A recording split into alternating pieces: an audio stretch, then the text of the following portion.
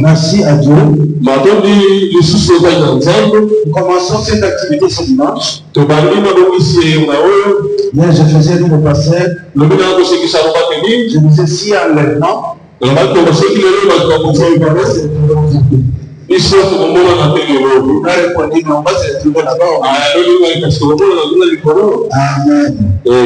C'est la Pâque. Et la Pâque, c'est la fête. C'est la fête. Vous savez, je vous dis une chose. Cette fête ici, c'est la fête la plus importante que la Noël. C'est dans notre église à Bordeaux. C'est une fête où on doit porter sa veste. Une fête de Dieu. C'est cette fête ici. Vous voulez manger la viande, parce que cette fête ici a beaucoup d'impact dans votre vie. Si vous découvrez ça, votre vie va changer. Matthieu 28, 1 à 15. Matthieu 28, 1 à 15. Le livre de Matthieu, chapitre 28, 1 à 15, je vais dire au nom du Seigneur. Après le sabbat, alors du premier jour de la semaine, Marie Magdala et l'autre Marie, allèrent voir le sépulcre. Voici un grand tremblement de terre. Maintenant du Seigneur les sacrificiels vinrent vers la pierre et s'assirent.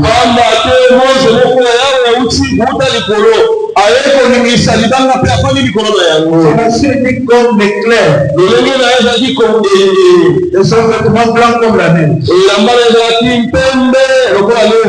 Les gardes tremblèrent de peur.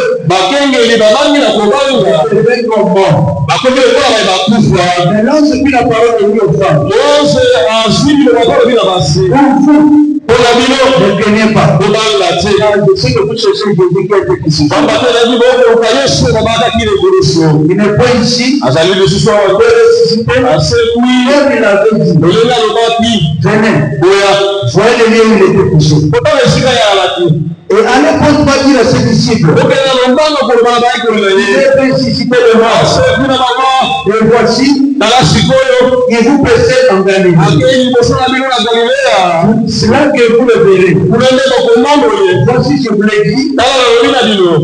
Et c'est loin portement de cette sépulcre avec une grande joie. Et courir porter la nouvelle police. Si Jésus vient à l'heure, je vous salue. S'approcher pour saisir ses pieds. Et se prosterner devant nous. Et Jésus leur dit, ne craignez pas. Allez dire à mes frères. Ils se rendent en Galilée. C'est là qu'ils le verront. Quand j'étais en chemin, les hommes de la garde entraient dans la ville. Et annonçaient le président sacrificateur tout ce qui était arrivé. Ceci appelle s'être assemblé avec les anciens. Et à tenir conseil. Une forte somme d'argent.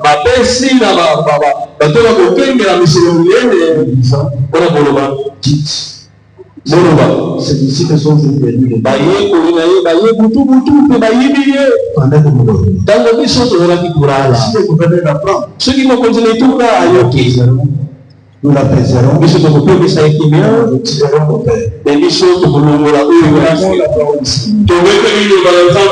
pères.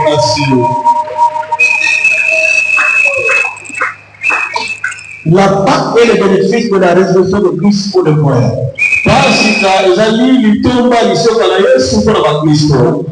La Pâque est.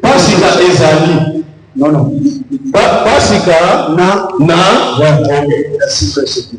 La Pâque est le bénéfice de la résurrection de Christ pour le croyant.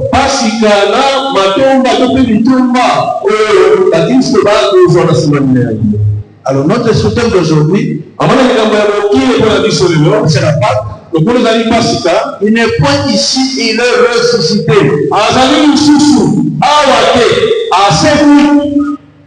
Amen. Amen. Dites à ton voisin, Jésus aussi. Tout enfant de Dieu doit savoir que la résurrection de Christ, c'est une réalité vivante. Très bénéfique pour le croyant. Comme je disais tout à l'heure, c'est une grande fête. Une grande fête où nous nous réjouissons. Jésus était mort, c'est vrai.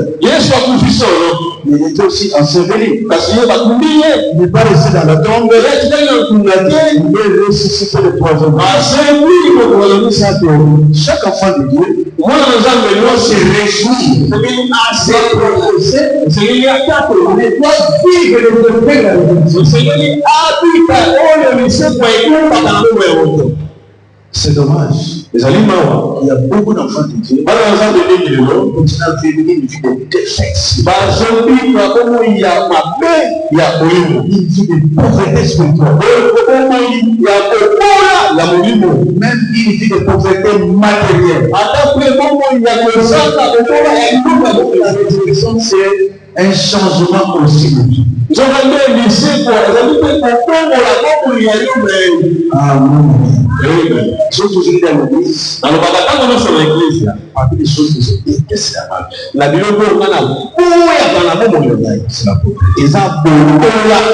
pauvreté, il faut la réaliser au nom de Jésus.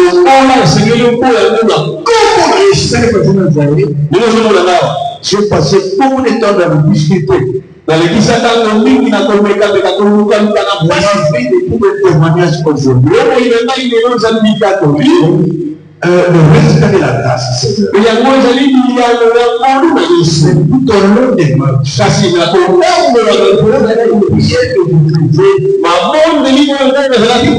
Vous êtes toujours au Seigneur. Que la pauvreté soit loin de moi.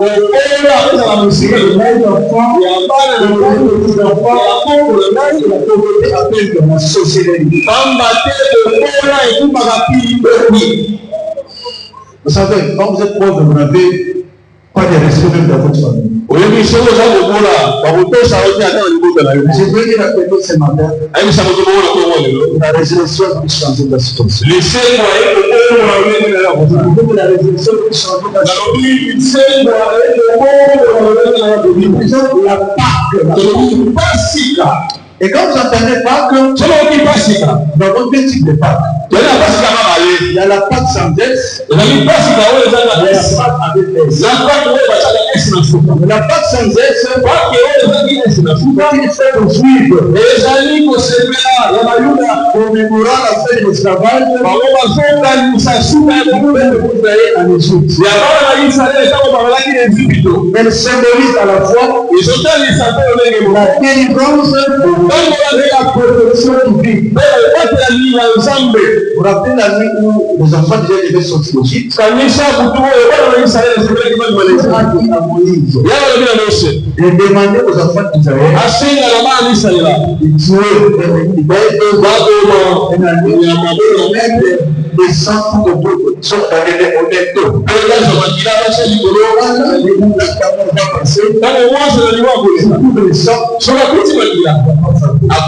Vous savez ce que c'est ça? Même si quelqu'un n'était pas juif.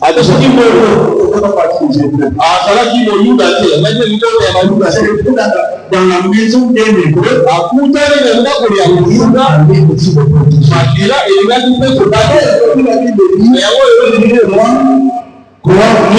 tu seras sauvé.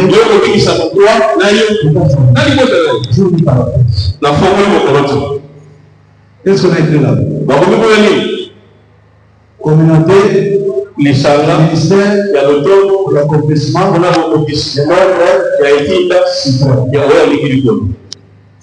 le plus important que Dieu nous a donné.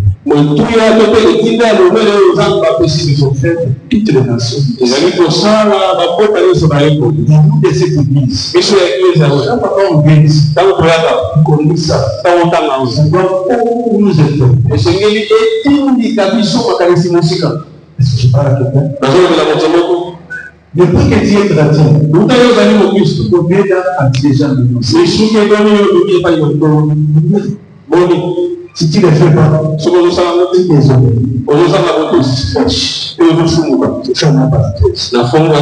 La part, c'est la fête du passage de l'esclavage à la liberté. Pas avec S, et nous rappelle que nous commémorons la résurrection de Christ. On n'a pas connu ça signifie quoi?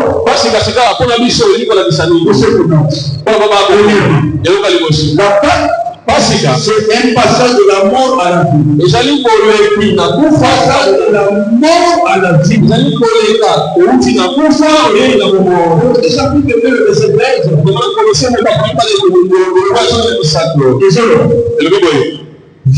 étiez morts à cause de vos fautes. Et aussi parce que vous n'étiez pas circoncis. Mais Dieu vous a remis la vie avec le Christ. Il vous a pardonné toutes nos fautes. Amen. Vous savez, aujourd'hui, avec les enfants de Dieu, dans sa vie ne marche pas bien. Il n'y a pas de choses à dire qu'il ne regarde pas. Il commence à confesser des péchés qu'il avait commis avant.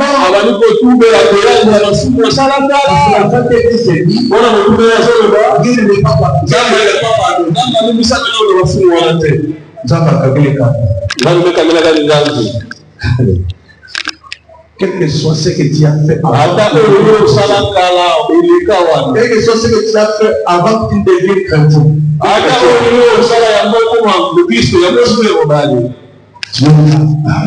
Nzambe alibisa, Nzambe asukula, Nzambe akosana. Tes péchés passés, tes péchés présents, tes péchés futurs, il a déjà pardonné. Vous allez passer ici, c'est comme ça.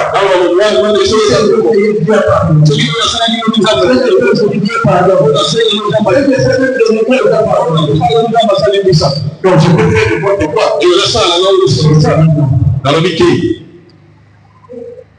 Alors si on me pose la question, alors pourquoi il faut confesser? Pourquoi il faut pardonner? En réalité, si tu as un péché, tu demandes pardon. C'est pas ce moment-là que Dieu te pardonne. Tu l'avais déjà pardonné. Mais tu vas expérimenter le pardon que Dieu a eu pour toi à la croix.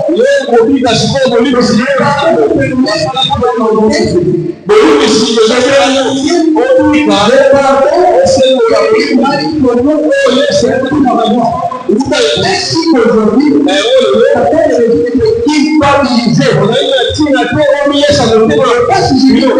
Parce que c'est le passage de la mort à la vie. Je peux faire pour toi ce matin. Notez ce que vous faites. Parce que Christ est ressuscité. Ton corps a été particularité de sortir de votre famille. Il t'a programmé pour mourir cette année.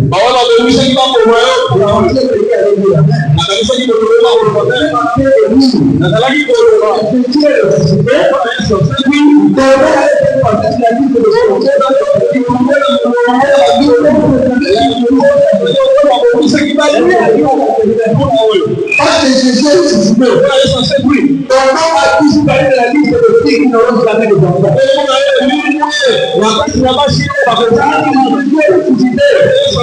nom a disparu de la liste de ceux qui n'auront pas de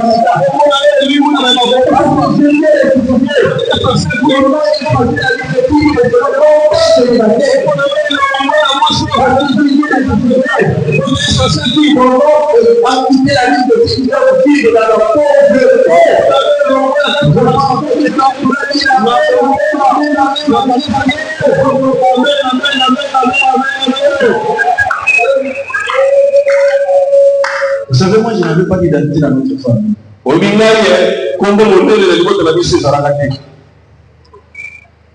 Quand j'allais visiter ma grande soeur, Samy les nourrisseuses. Parce qu'il trouvait qu'il avait rien pour eux.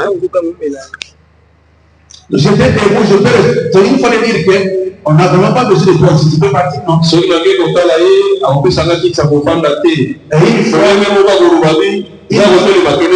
Et il faut une nièce seconde. Il nièce. Et je n'étais pas informé. Les deux avaient déjà commencé, moi je savais. Les jours, demain c'est le jour d'enterrement, et elle avait quelqu'un qui dit, je n'ai pas au courant. Je dis de quoi? Il me dit, c'est ta grande soeur. Sa fille qui a, l'enfant de sa fille qui est décédée.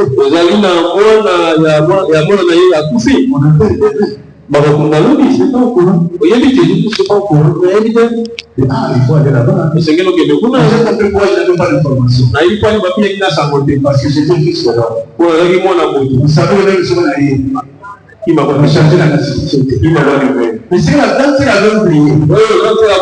Et quand il y a la vie, dans la vie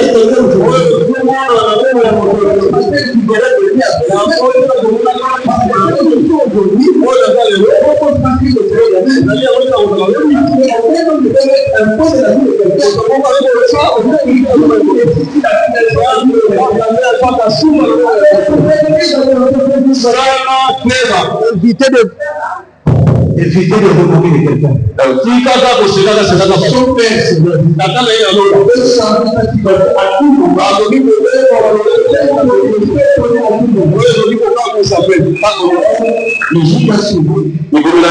changer de poche. Je mets là-bas, je mets là-bas, je mets là-bas, quand j'arrive, dans la poche, la poche, il y a la poche. Il dit, on dérangeait,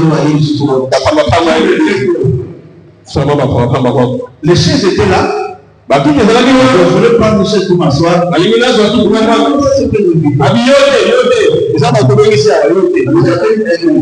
Une nièce.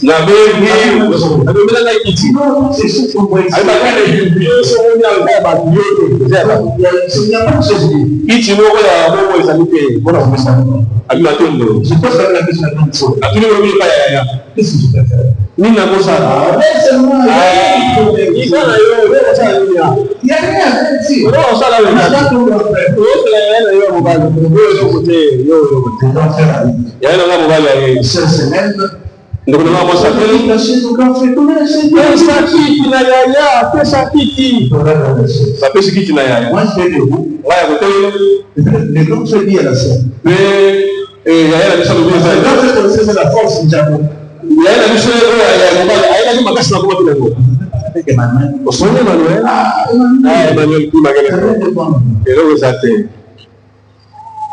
Après, c'est commencé à donner des regards sur grand frère.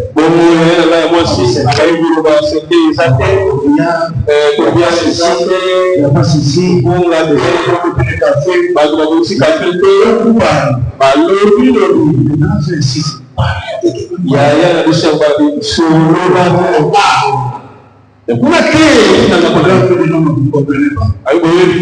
Arrêtez, c'est moi qui n'ai rien.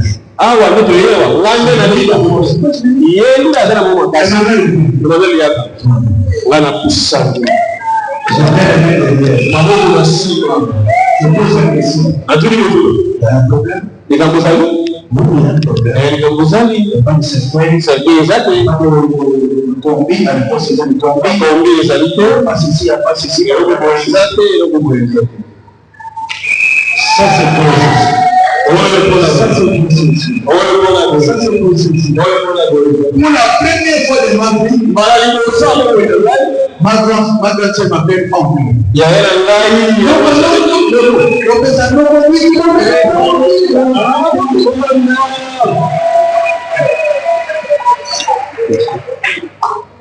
Avant Jésus ne parle de Jésus.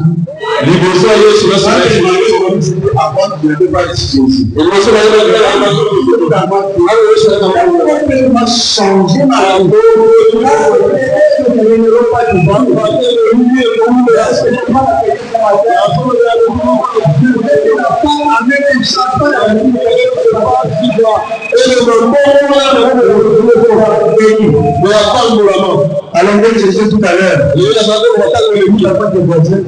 on va le développer si nous cherchons aujourd'hui. Ce qu'on nous met dans le monde, dans le monde de ceux qui sont esclaves. Dans la haute, il y a des péchés, il y a des soules, il y a des malades, il y a des pauvres, il y a des la publicité, il y a des gens dans les réseaux, il y a des pauvres, il y a des peurs, il y a des gens, vous ne m'écouterez pas,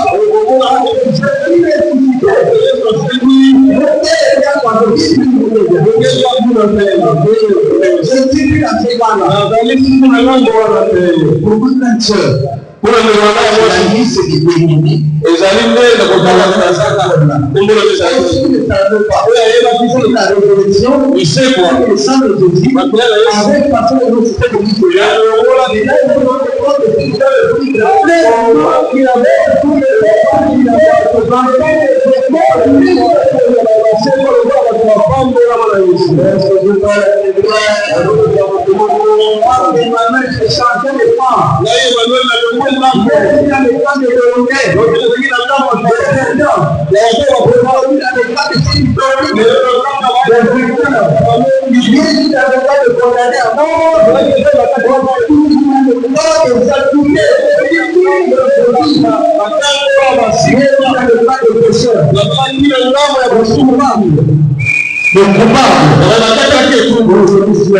je vais aller et toi il y a ma santé.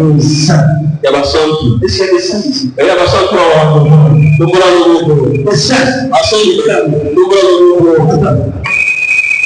Souvent quand on parle de ces, parce que quand vous êtes de l'autre côté, il fallait que quelqu'un meure et donc une cérémonie, une grande rencontre ecclésiastique, il y a l'église, il y a des plats qui descendent.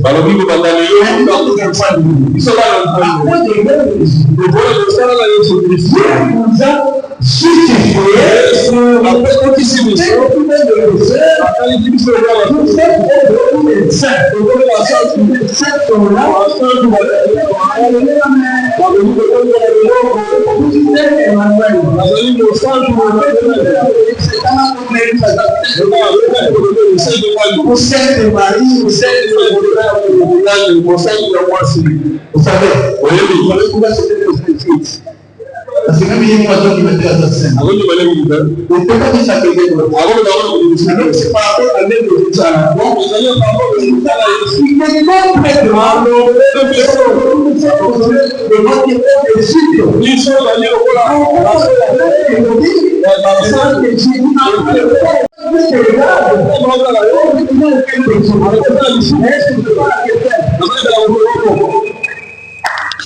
Ephésiens chapitre 2, verset 56. La Bible dit, c'est chargé de vous avec l'amour.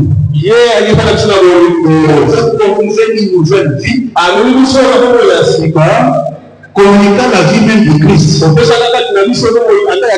N'est-ce pas une grâce que vous avez pu être sauvé? Oui, avec l'union avec Christ, il est ressuscité, avec lui, il est transplanté, le monde de céleste, il a eu le monde de place sur les pauvres,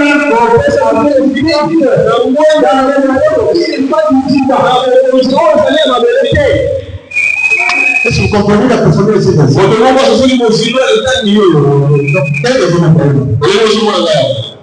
me vois physiquement, n'est-ce pas? Spirituellement, je suis à côté de Christ.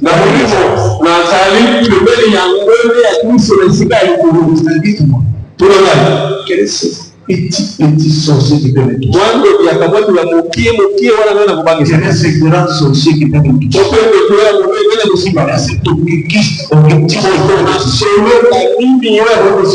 Pourquoi d'abord une condition aujourd'hui? Seulement tu pouvais comprendre la position de Jésus. Tu n'as même pas besoin de chercher des charlatans. Attends. Tu as besoin d'une chose. Tu demandes à Dieu. Et puis ça tarde. Tu laisses Dieu. Tu vas chercher un papa, une maman qui habite quelque part.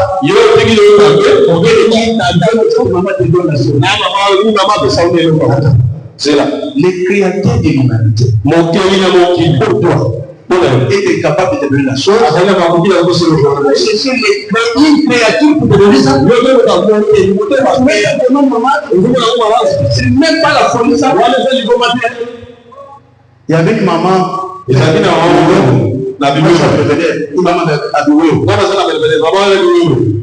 Si vous cherchez un enfant, vous allez la consulter. Vous allez l'acheter une poupée. Et chaque jour, vous devez aller là-bas. Porter la poupée. Il faut donner même à cette poupée. C'est ça l'enfant que j'aurai. La langue dit, on peut peut-être. Une chose. La Bible dit, la maison de Dieu a reçu. Pas pour la rappeler,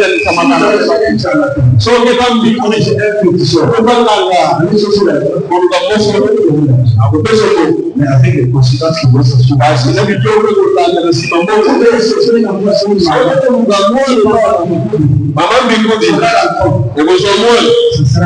Petit démon dans ton corps. Voilà. Quand cet enfant naîtra, vous allez les effets de cet enfant. Si on a il y a 4 aussi c'est corrompu. Si on y est aussi c'est corrompu. C'est pas un bon normal, c'est un petit démon pour faire oui.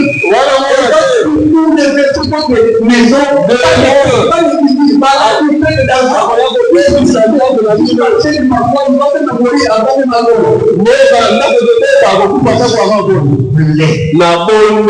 vous savez la portion que vous attendez Jésus-Christ. Qui est pour vous en Christ?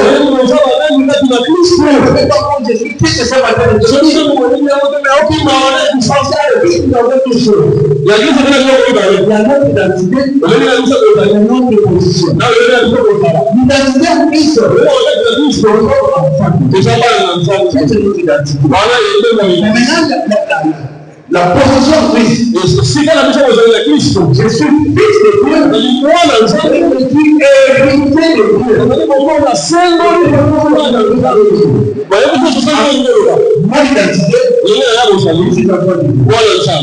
Dieu. Par rapport à ma position, je suis fils et je suis tout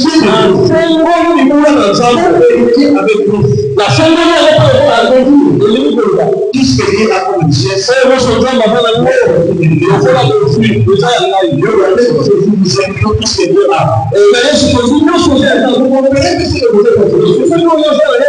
Dieu, vous êtes assis dans les lieux célestes de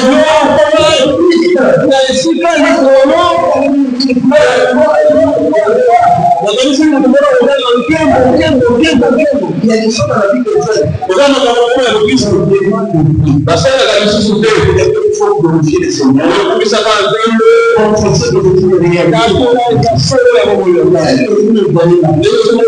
Je suis fier. L'enfant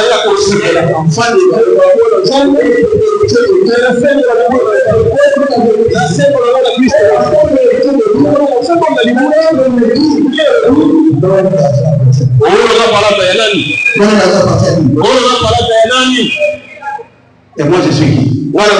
Donc je vais hériter quoi? J'ai hérité quoi? Attends, je n'ai pas tout le timide. C'est en confessant de la bouche. Ne pas parce que le sens de Dieu te sauve.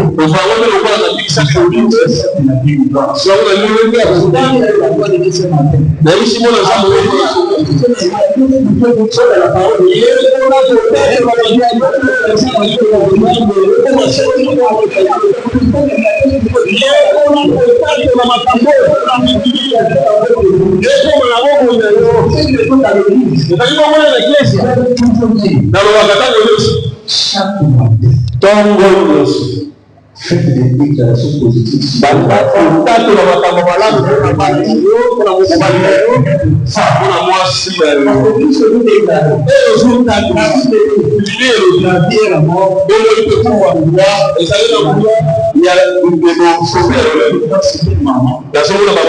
Qui font partie, qui disent des choses négatives sur les enfants, pas les conséquences de ce que ça fait.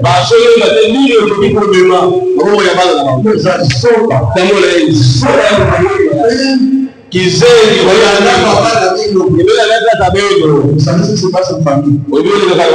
Dans certaines familles, si la main est intelligente, si c'est maman qui parle, et soit ça m'a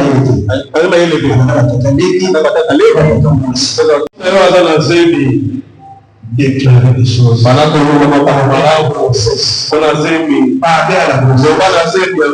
J'ai des enfants.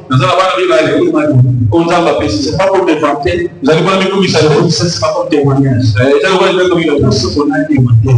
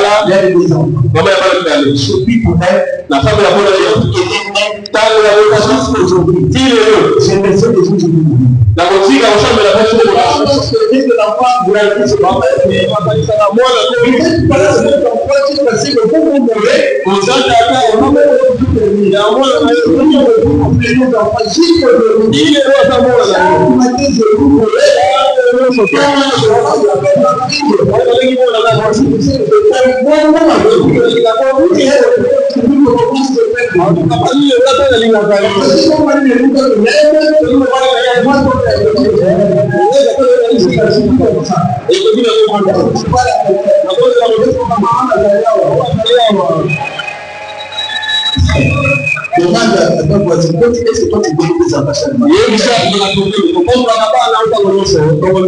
Est-ce que tu t'en as? Pourquoi les gens sont tirés? Demande à ton voisin, toi tu donnes.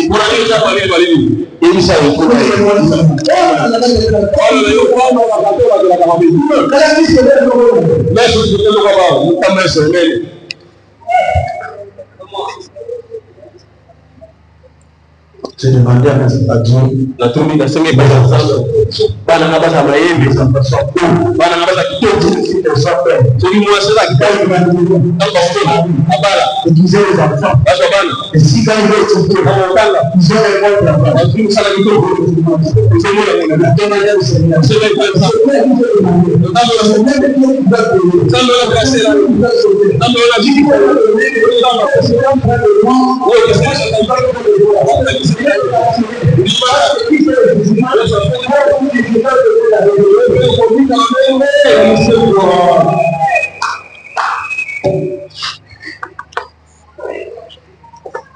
est-ce que je parle à quelqu'un? Deuxième chose, c'est que c'est la Pâque. Parce que Pâque, c'est la fête de la résurrection de la victoire. Parce que la fête de la résurrection de la victoire. Tout ce qui était bon dans ta vie.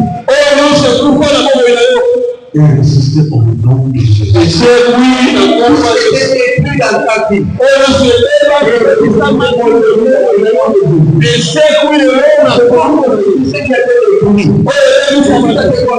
Amen. Ta vie est prière, tes finances,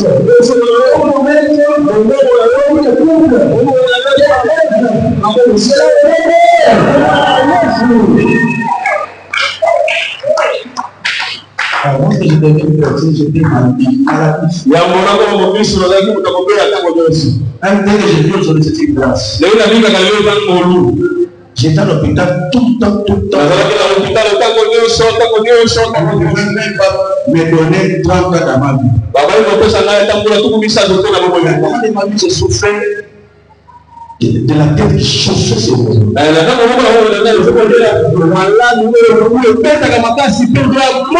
Tous ceux qui connaissent les Congo, ça chauffe ici.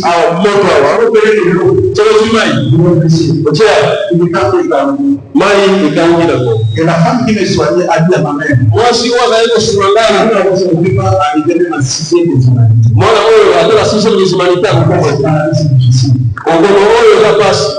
mais aujourd'hui, il y a quelqu'un qui passe au-delà de ça.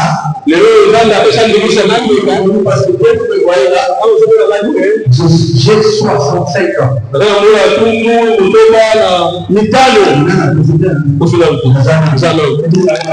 que je crois que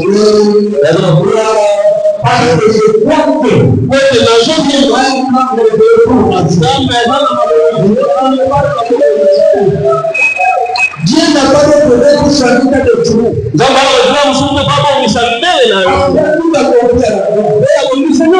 tout. Ma chère, mon frère, de la paix de votre France, le voyage non seulement le temps de votre la paix de votre France.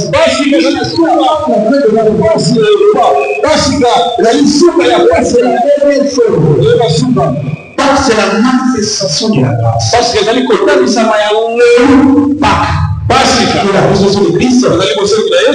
manifestation de la grâce. La grâce ne dépend pas de toi. La grâce ne regarde pas de l'autre. La grâce n'a pas besoin de toi.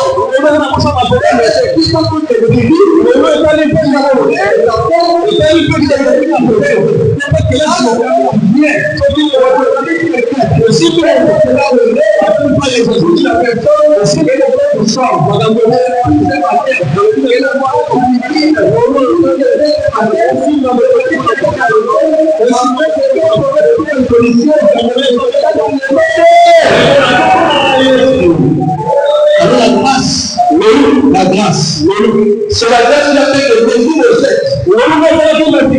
Vous se mangez la terre de Dieu.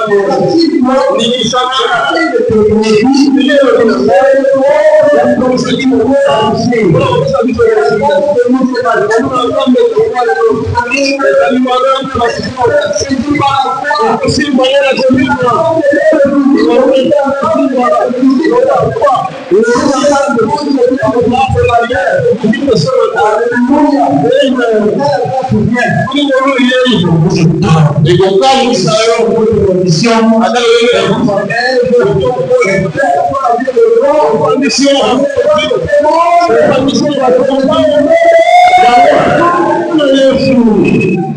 Amen.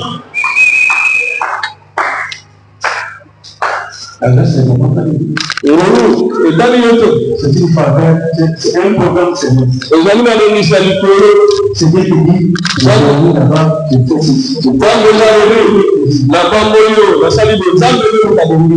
Amen. Un jour, on prie avec mon épouse. L'église est à Belvedere. La maison Alsace. Un long trajet.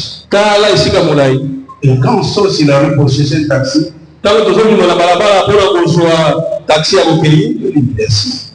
Comme qui dit ça, pour la seule, les chauffeurs n'avaient pas pitié de moi. Les chauffeurs, parce que ce matin, il est prêt à réutiliser avec tous les mots possibles. Il y a eu des choses, et on a fait notre décision de prière. Donc, on s'est dit, on a dit, Seigneur, la grâce ne dépend pas de nous. Et ça, comme on a besoin de nous voulons une grâce particulière pour nous. On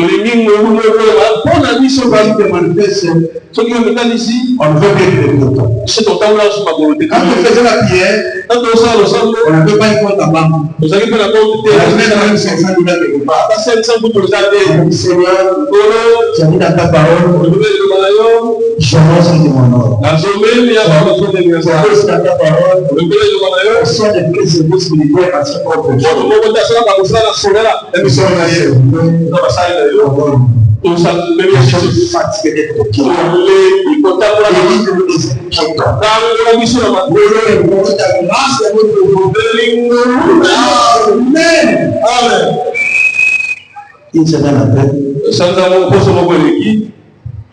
on est à la maison. Un couple vient nous visiter.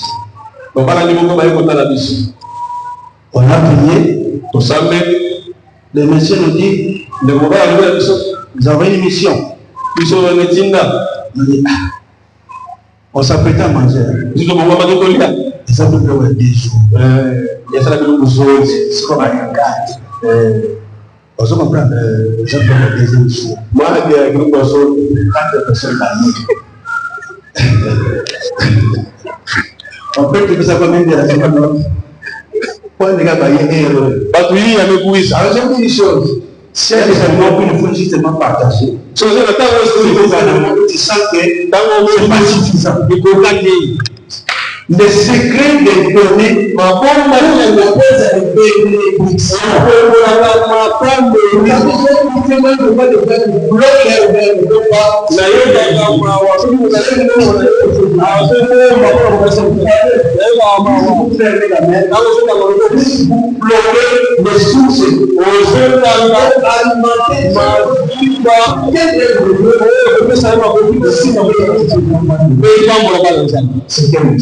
et tu n'as pas mangé, tu as mangé.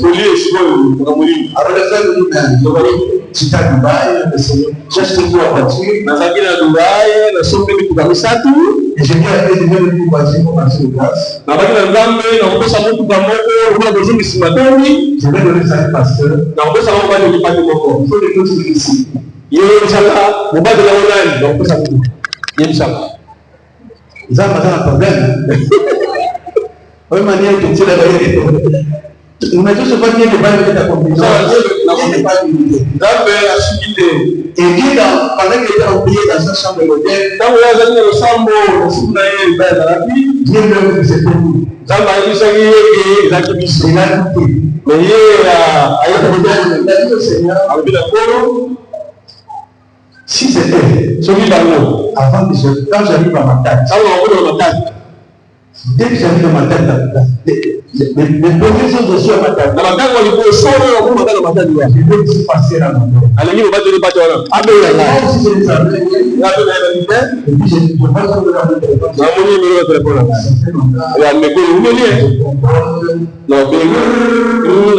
Il commence à rire. Moi, je t'appelle pour te saluer.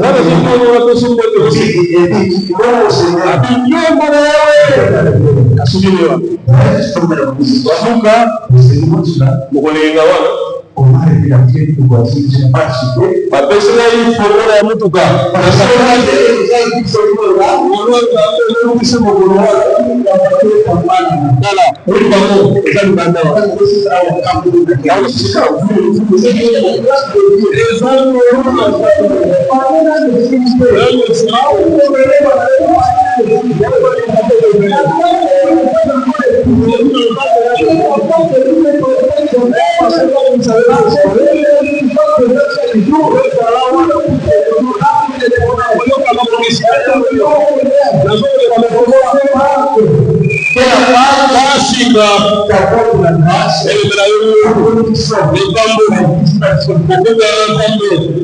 Encore plus. La résurrection de Christ. Mais c'est qu'on a Kristo. Vous allez qu'on a La même des choses. Et donc,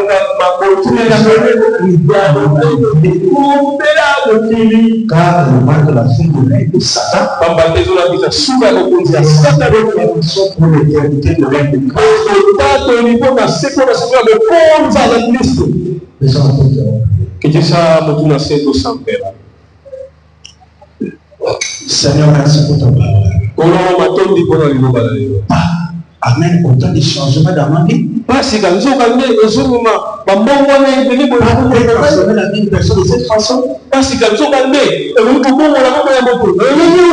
ce matin que la part de face des miracles dans la vie de mon frère, ma soeur.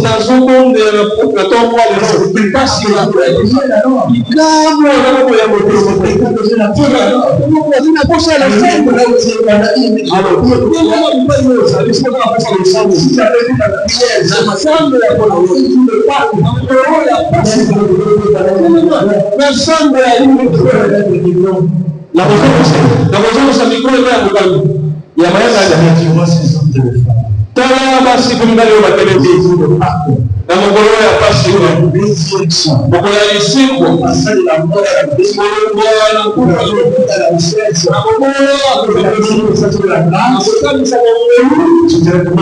katika leo ndio kuna ngara ndio ndio mbali mgoro ndio dia pesa na kukosa na ndio